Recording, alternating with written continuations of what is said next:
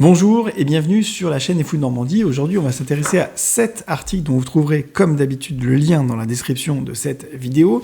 Un article sur un nouveau traitement dans la schizophrénie qui s'appelle l'umateperone. Je vais avoir beaucoup de mal à le dire parce que c'est nouveau et il faut s'y habituer. L'umateperone, c'est un nouveau traitement dit antipsychotique qui a un objectif de traiter les personnes souffrant de schizophrénie. Qu'est-ce que c'est que la schizophrénie? D'abord, c'est un trouble, une maladie qui touche 1% de la population, donc c'est beaucoup, c'est fréquent. Et c'est un trouble qui, pour faire simple, j'ai fait une vidéo plus compliquée dessus, mais pour faire simple, a 3 pieds. Donc il y a un trépied dans la schizophrénie de symptomatologie. Le premier des 3 pieds, c'est le délire et ou l'hallucination. Alors attention, hein, c'est pas rigolo. C'est pas les trucs sympas avec des éléphants roses et des trucs rigolos. C'est horrible. C'est horrible. C'est-à-dire que c'est dans la schizophrénie, la thématique délirante la plus fréquente, c'est la persécution. Paranoïde.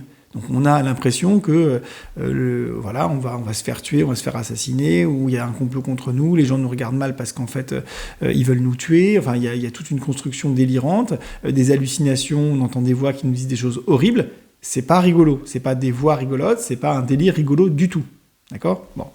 Ça, c'est le premier trépied, le premier pied du trépied. Le deuxième pied du trépied, c'est la désorganisation cérébrale, désorganisation intellectuelle, les pensées sont un peu confuses, une désorganisation comportementale, le comportement, les mouvements, les actions sont confuses, et une désorganisation émotionnelle, hein, les émotions partent un petit peu dans tous les sens, c'est pas tout à fait clair, c'est pas tout à fait carré, c'est pas tout à fait attendu. Bref, il y a une désorganisation globale du fonctionnement psychique, classiquement dans la schizophrénie. Le troisième pied du trépied, c'est ce qu'on appelle, avec un terme qui n'est pas tout à fait adapté, le repli autistique.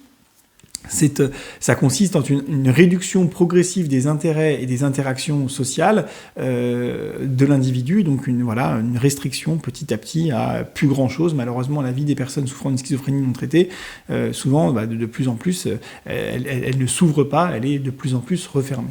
Bon. Donc la schizophrénie, c'est une maladie qui est vraiment très handicapante, très fréquente, 1%, et donc qui représente un danger de santé publique majeur, forcément. Bon.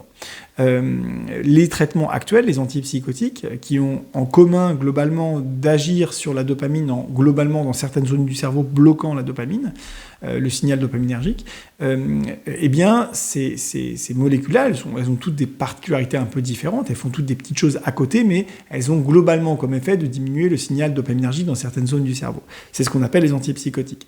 Ces molécules-là, elles ont un intérêt majeur, puisque leur rapport bénéfice-risque est très en faveur du bénéfice. Les gens qui souffrent de schizophrénie sont beaucoup, beaucoup mieux sous antipsychotiques que sans antipsychotiques, et il n'y a pas de doute là-dessus. J'ai fait plusieurs vidéos détaillées et argumentées avec des articles scientifiques à l'appui pour vous le démontrer, il n'y a pas de doute là-dessus. Mais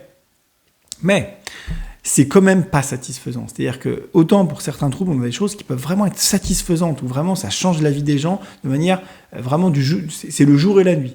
C'est malheureusement rarement le jour et la nuit dans la schizophrénie. C'est la nuit, et on passe de la nuit à une petite journée un peu grise, quoi, pour prendre une image un peu vulgaire, mais pour que vous compreniez que c'est pas le plein soleil avec les traitements actuels de la schizophrénie. D'accord ? C'est-à-dire qu'en termes d'efficacité, c'est beaucoup mieux que rien du tout, mais ce mieux n'est pas satisfaisant pour la plupart des patients. Ça ne permet pas d'avoir une vie parfaitement normale dans notre société. Donc, c'est beaucoup mieux avec que sans, mais ce n'est pas satisfaisant d'une part. D'autre part, il y a des effets secondaires qui sont assez fréquents, notamment dans les antipsychotiques dits atypiques, dits de seconde génération, peu importe. C'est ce qu'on appelle le syndrome métabolique. Le syndrome métabolique, c'est en gros, une prise de poids importante, trop de cholestérol, trop de sucre dans le sang, un tour de taille qui augmente, éventuellement de l'hypertension, etc. C'est quelque chose qui est donc secondaire à la prise des traitements antipsychotiques, qui ont ce type-là d'effets secondaires. Alors, c'est pas du tout systématique, mais c'est quand même fréquent, et c'est quand même relativement aussi problématique. Encore une fois, en pesant le pour et le contre, il faut toujours mieux prendre le traitement que pas le prendre. Ça, c'est pour l'écrasante majorité des gens, c'est beaucoup mieux avec le traitement que sans le traitement. Mais voilà, il y a des limites. Il y a des limites en termes d'efficacité et des limites en termes d'effets secondaires.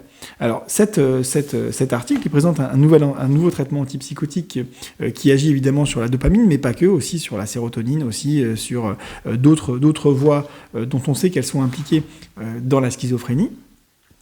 Et d'abord, on veut savoir si ce nouveau traitement il est aussi efficace que les autres, parce que s'il est moins efficace, à quoi ça sert de le proposer? Bon. Et donc, dans une étude randomisée contrôlée en double aveugle, c'est-à-dire qu'on prend des personnes souffrant de schizophrénie, on les met au hasard dans un des deux groupes. Dans un groupe, on donne le vrai médicament, et dans le groupe, on donne un placebo qui ressemble au vrai médicament. Et les personnes qui vont évaluer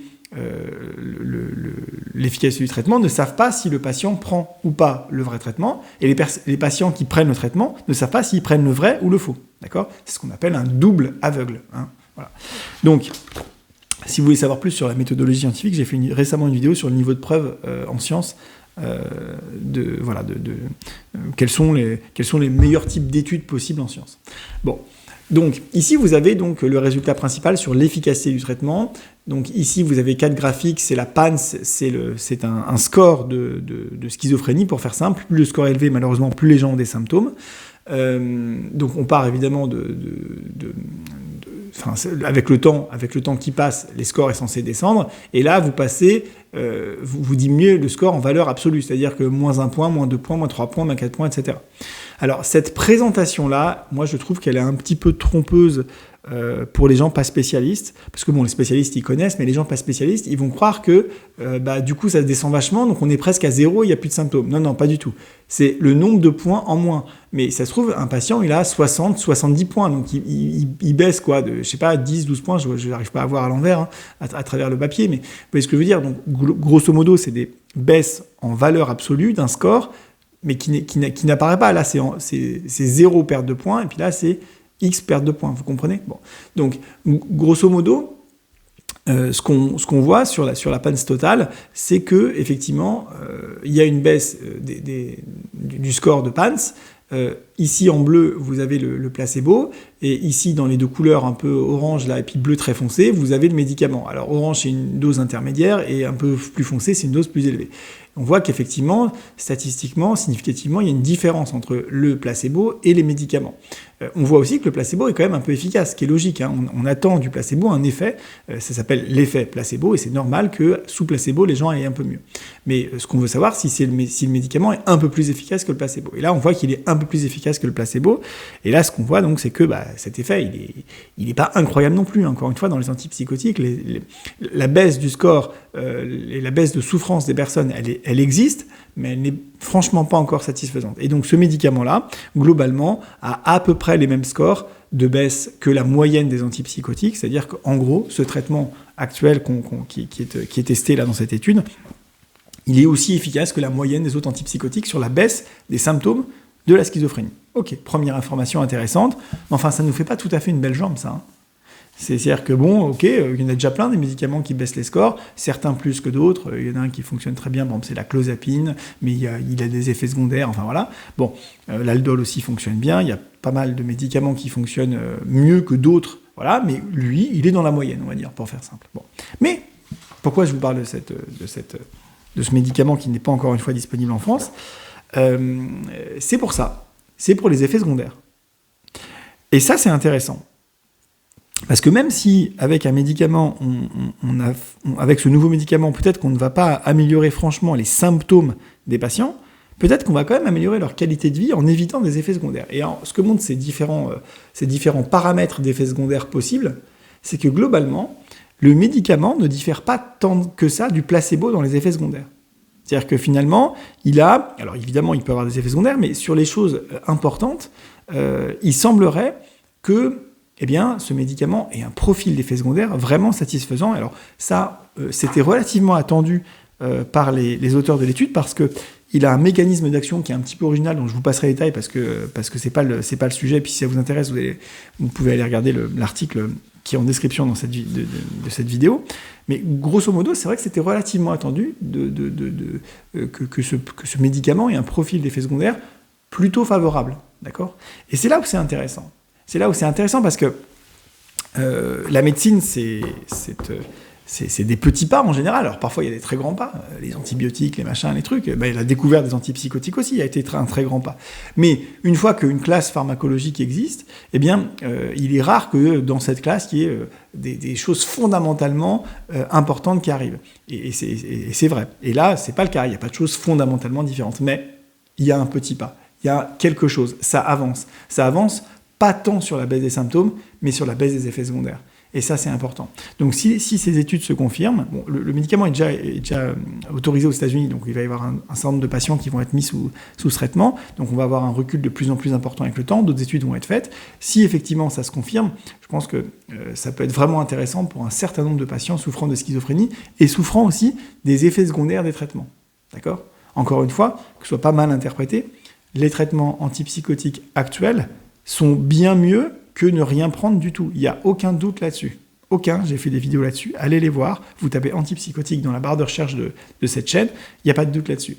Mais si on peut encore gagner, notamment en diminuant les effets secondaires, ce serait une super nouvelle. Voilà, donc écoutez, j'espère que ça vous a intéressé. Moi, je vous dis à bientôt dans une prochaine vidéo. N'oubliez pas de liker, de partager, de commenter, de vous abonner. Abonnez-vous. Si vous avez été jusqu'au bout de cette vidéo, abonnez-vous. Franchement, là, à ce stade, il ne vous reste plus que ça à faire. Bye.